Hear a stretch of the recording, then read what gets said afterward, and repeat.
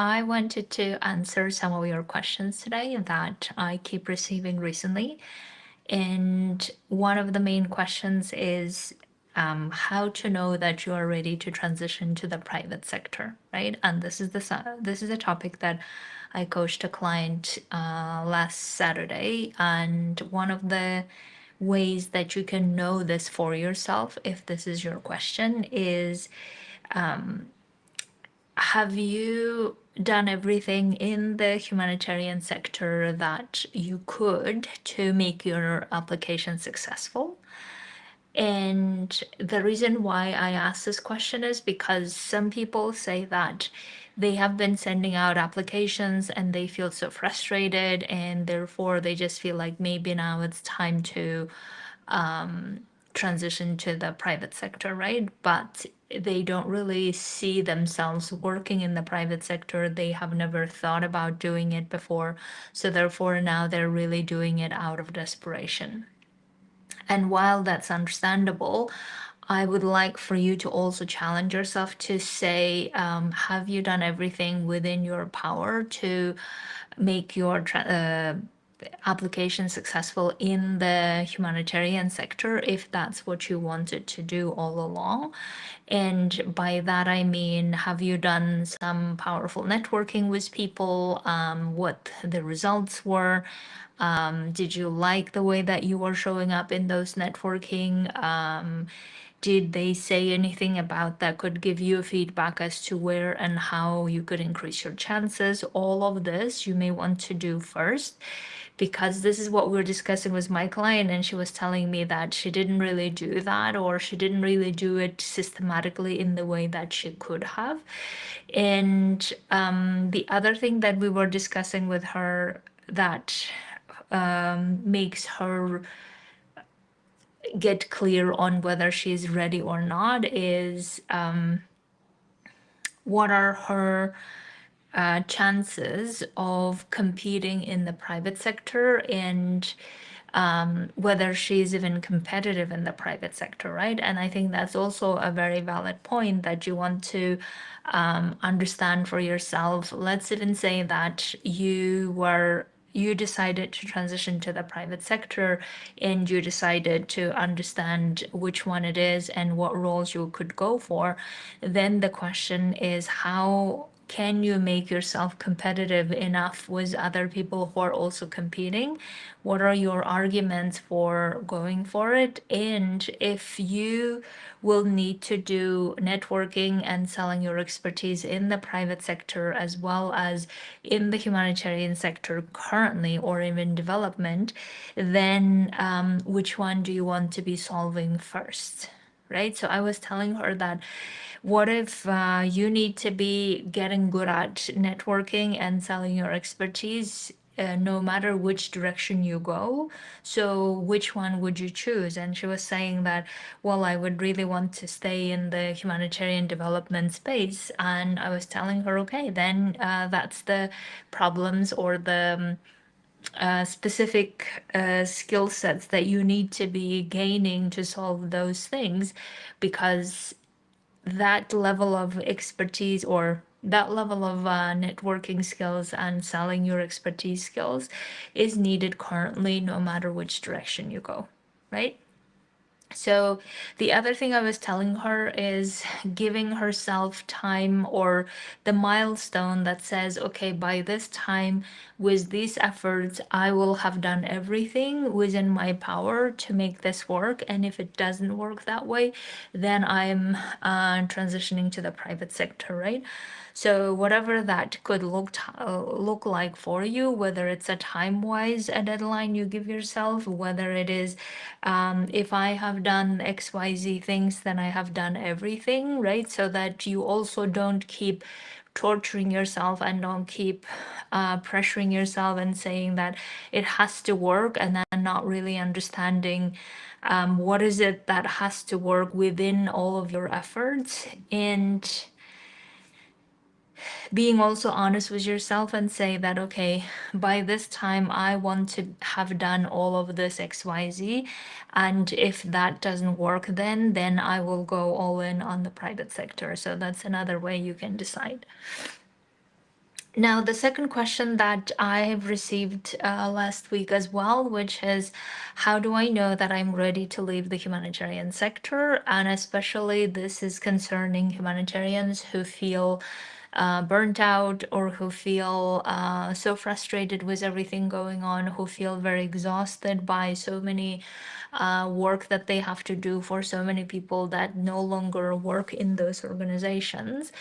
And if you are in that position, in that situation, and you are asking yourself this question, you could look at it whether you are ready financially. That's one of the, I think, most tangible things that you could really look at it, right? Tangibly meaning, okay, if I go and do something else, then how much money do I need to be then giving myself a buffer zone? So that could be one way, is financially ready. Are you ready to do that? Excuse me. Another one is, do you see yourself long term in the humanitarian sector, and doing the work that you want to do, or you don't really see yourself in that place anymore? And based on that, excuse me, if you do see yourself in the humanitarian sector, then is the currently resolving the burnout, resolving all of the whatever the emotional situations going on, with resolving that would help you go back to it or not, and how will you resolve that, right? So that's another way to go. But if you don't really see yourself in the humanitarian sector long term, and by long term I mean maybe in the next few years, in the next 5 years, 10 years, whatever your definition is. If you don't really see yourself in that sector, then where would you like to see yourself in that sector? But also how you can solve some of the burnout first before start making any decisions, obviously, right? And I think that's something that many people have already discovered for themselves, is that it's not really a good place to be making decisions when we're burned out. So that's why solving those, so solving the emotional parts first and getting ready emotionally would be another way to go. Is so financial readiness, emotional readiness, right? And then the I would call it an identity readiness, which is, are you ready to take up an identity of someone who sees herself in the private sector or in the business, and how would that look like? All of this you can get ready before you even decide to leave, if you have that option, right? And then the third question that I keep getting a lot, which is how to not pressure yourself. And whatever your pressure looks like, the the main problem that humanitarians describe to me, whether they're in the process of transitioning, whether they haven't had a job in a while, whether they are about to leave the humanitarian sector, whatever the situation is, there is this sense of we can't help ourselves but pressure, right?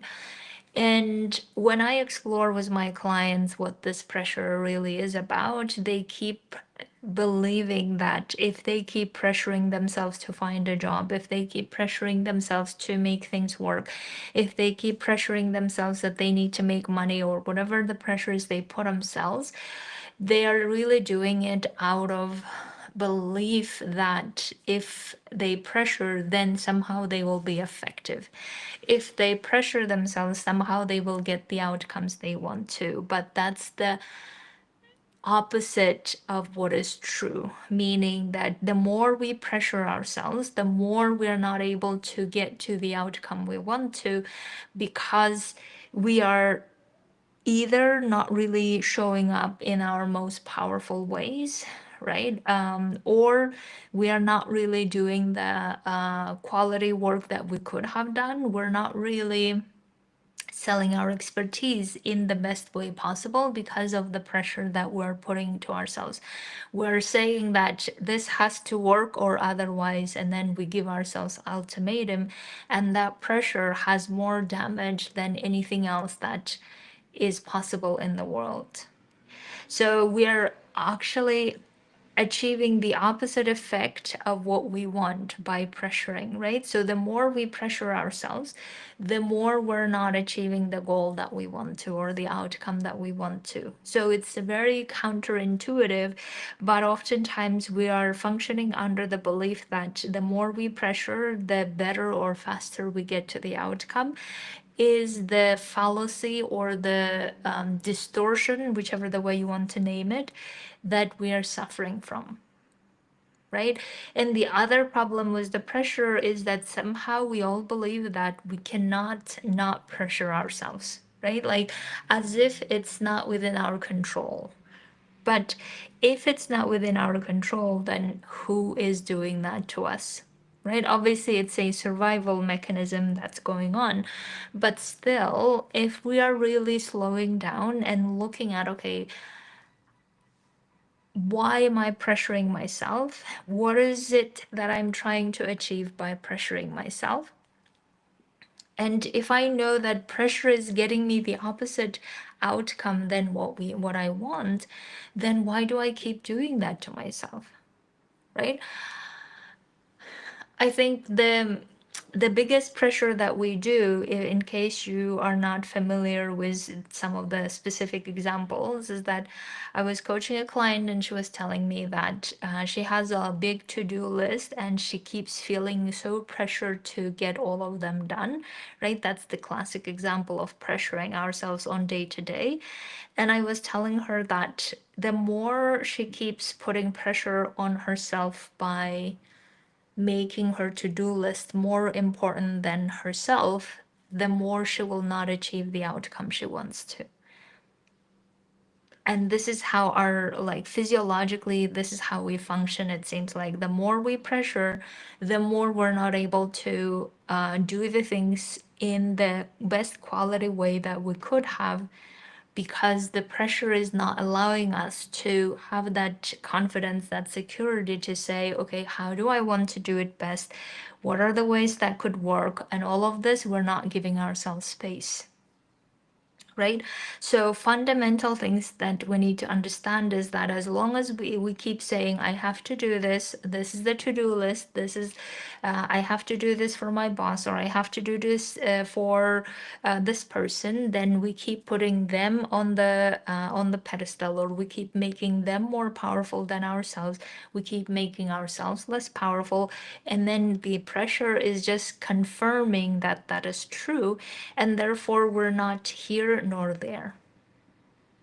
Right? And you probably have seen this in your own life so much so that pressure does not make sense anymore. Now, it doesn't mean that you don't pressure, and therefore, like, people may hear me say, therefore you don't do anything, right? So we cannot also go to the other extreme. So these are all extremes that we are going inside, and we don't need to do the other extreme of doing nothing.